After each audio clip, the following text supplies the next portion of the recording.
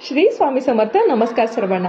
मित्रांनो, आपण देवदर्शनासाठी जातो तेव्हा नक्कीच तिथून आपण येताना प्रसाद घेऊन येतो आणि त्या प्रसादामध्ये त्या देवाचा फोटो आपल्याला एक येतो, छोटासा फोटो येतो असा.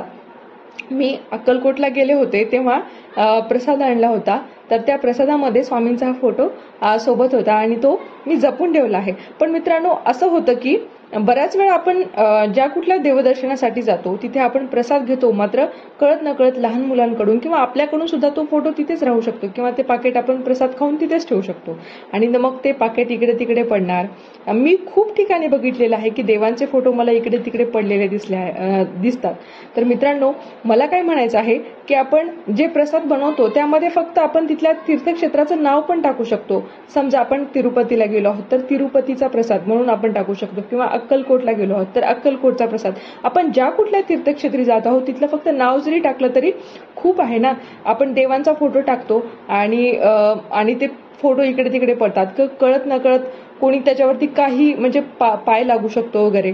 आपण देवाला वाहिलेली फुलं सुद्धा आपण नदीमध्ये आपण विसर्जित करतो. एवढी आपली श्रद्धा भावना असते आणि आपण देवांचे फोटो इकडे तिकडे पाहू शकतो का? मित्रांनो, तुम्हाला जर मी सांगितलेलं पटलं असेल तर नक्कीच याच्यावरती विचार करा. श्री स्वामी समर्थ. जय जय स्वामी समर्थ.